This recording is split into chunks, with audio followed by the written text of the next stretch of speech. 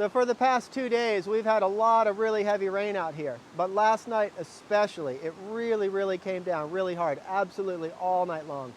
So we came out here this morning, we're kind of looking around to see how our driveway, this is the road that accesses the property right here, and we wanted to see how it survived the flood. And you can see behind me, it didn't survive all that well. But the water, it does come down through here just viciously, like it was this deep. And there's a lot of gradient here, you can't see, so the water comes through with a lot of speed.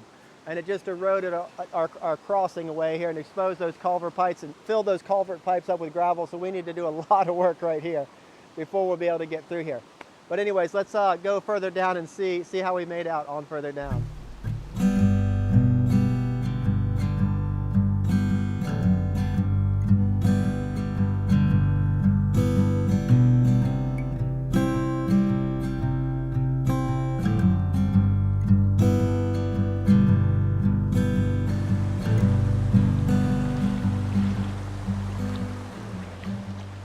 So this is actually the road right here, and the water probably here, because it's a lot wider, probably only got up in here. But the real problem starts is when the water gets high, it doesn't stick to the creek. The creek comes around here and then flows down through there. But the water doesn't stay on the creek. It actually takes the path of least resistance naturally, which is the road, and it starts going straight down the road. And when it goes down the road, it picks up a lot of speed and just destroys the road. So at places down there, there's like just 4 foot deep, just caverns for a long way down the driveway, which is going to take a million hours of rock stacking to fill up. But let's go take a closer look at that.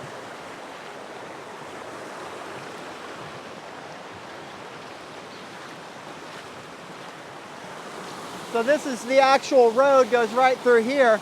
But you can see this giant pile of just gravel and rocks. And it's really rough. Absolutely impossible to drive over right now.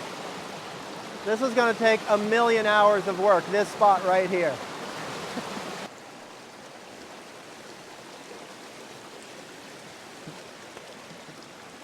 So I don't know if you're able to see the bike that's crushed behind all these rocks, but we did find one of my sister's kids' bikes. But this kind of shows like some of the power that this water has. Like these are really big rocks. And when the water's running, you can hear them like thundering and crushing and rolling under the water as they're just moved down through this creek like effortlessly by the water as it's rushing down through here. But when those rocks encounter anything, they just crush it and destroy it, knock over trees, and tear out the driveway. It's really, people have come out to visit and they see our little creek over here and they say, oh, what a nice little brook or something like that. I say, oh man, at times we can paddle that. And they go, what? No way, you can't paddle that. I'm like, yeah, you would. It's hard, I can't describe it unless you could see it for yourself. Just the velocity of the water, like what it's capable and how much comes out of this hollow. It is really just, it's hard to describe.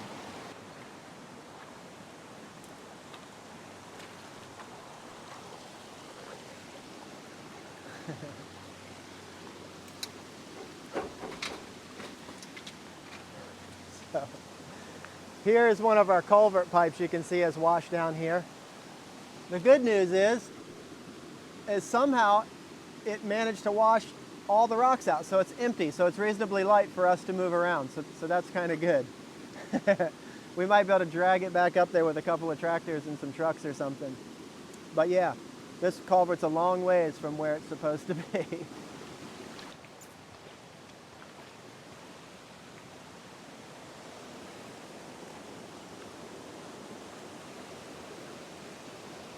So right through here, this is a large deposit of rocks that was washed down from upstream. And now the road is about 2 feet higher than it was because all of these rocks started catching up right here, which is kind of convenient because we'll be able to get all these rocks from here and take them back up there and throw in that big gully up there. But it did end up rerouting this creek and messing this up, and this is another situation we got to deal with. Anyways.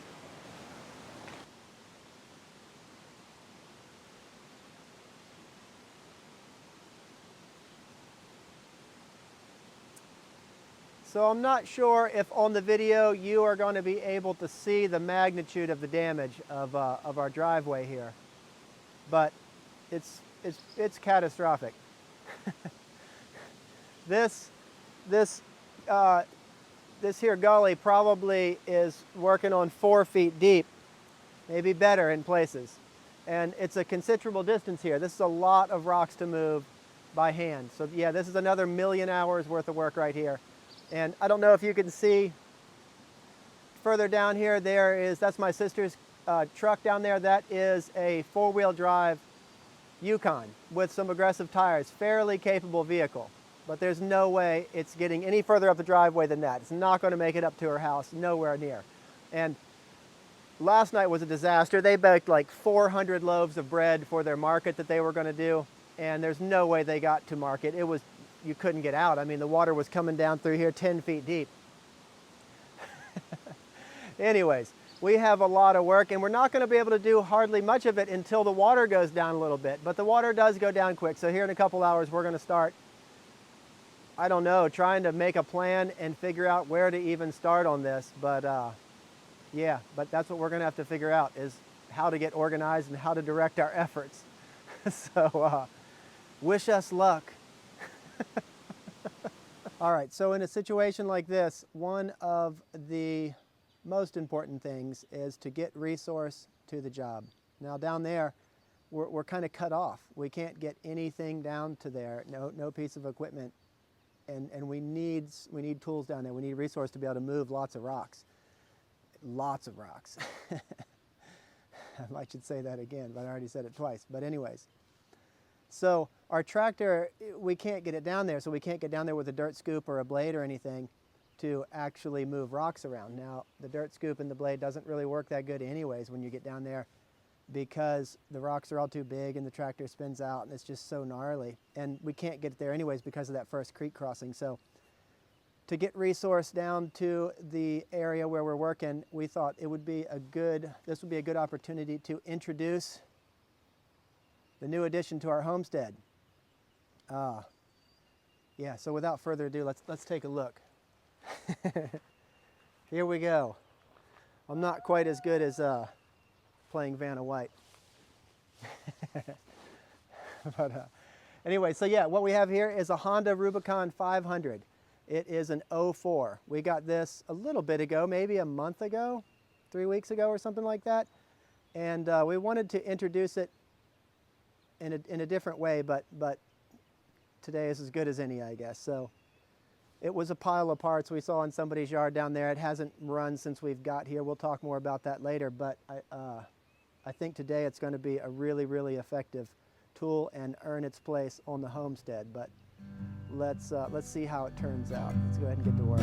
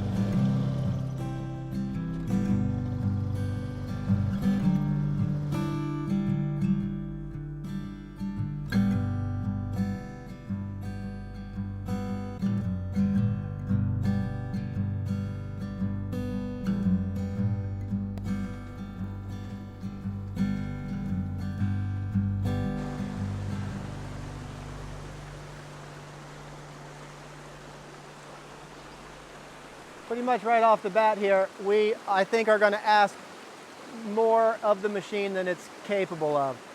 I don't think you'll be able to see on the video, but these are some pretty steep drop-offs right here, and those are some really big rocks. They're all slippery and loose, and so even though it's 4-wheel drive, I will really be surprised if it's able to pull the trailer through this and then climb that bank over there. But let's go ahead and give it a try and see how far we get.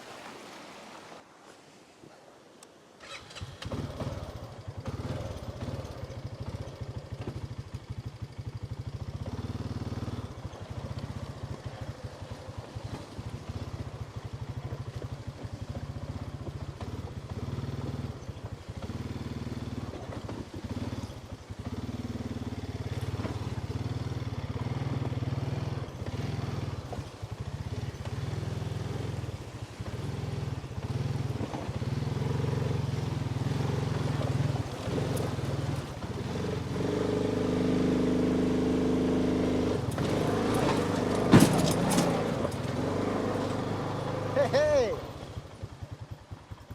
Yeah, one for the Rubicon. And all the cotton fields are empty, and all the coal mines have shut down, and all you've seen of the lives in between, I'd say no pain now. Oh, and Grandy, there's no need to worry. You know this world's already dead and buried, and I'm letting go, 'cause I simply can't hold any more than I can carry. And your brown eyes, they tell me stories of lives you've lost and lives you've gained. I'll use them to see when my feet carry me through hell and darkest valleys. Oh, and Grandy, there's no need to worry. You know this world's already dead and buried, and I'm letting go, 'cause I simply can't hold any more than I can carry. And beauty will die when you leave. I won't have a single soul to soothe me, and all angels need a family to lead past demons to the land of holy. Oh, and Grandy, there's no need to worry. You know this world's already dead and buried, and I'm letting go, 'cause I simply can't hold any more than I can carry.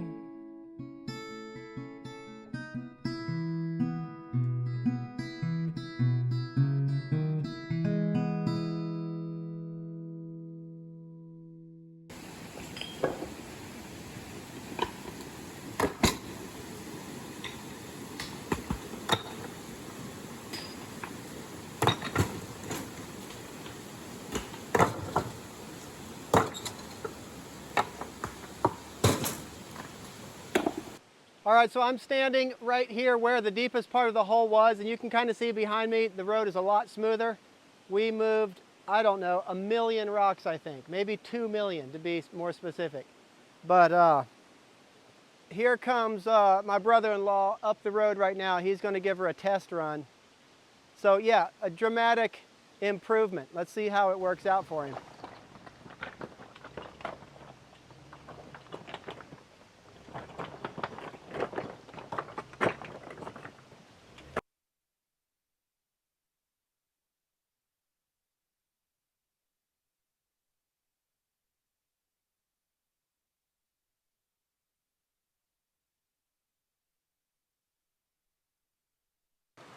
Today I feel like we made a whole lot of progress. We moved 1 million tons of rocks, and we got it to where we can get the vehicles to this point, which is a major improvement. Now it's still a good bit up around the way before we get to where everybody lives. And you can see right here, that's going to be a while before we can get across this thing. We have to wait for the water to go down. But let's take a moment to talk about the four-wheeler.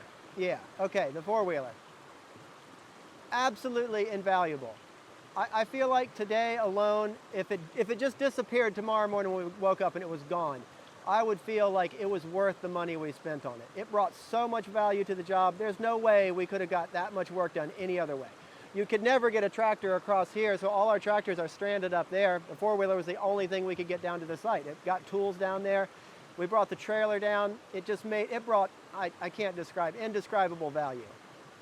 So totally, yes, it earned a place on our homestead, absolutely. Tomorrow we are going to focus our efforts on this area right here, and as you can see, that's going to be a considerable amount of work, to use proper English. It's going to be a little difficult. The water does go down pretty quickly here, and so we won't be able to stack too many rocks until the water goes down, but probably tomorrow it'll be low enough to where we can kind of start maneuvering and rebuilding and then backfilling. Anyways, blah, blah, blah. That's how that goes. So we'll be out here bright and early. Yeah, hope you guys enjoyed watching, and we'll see you next time.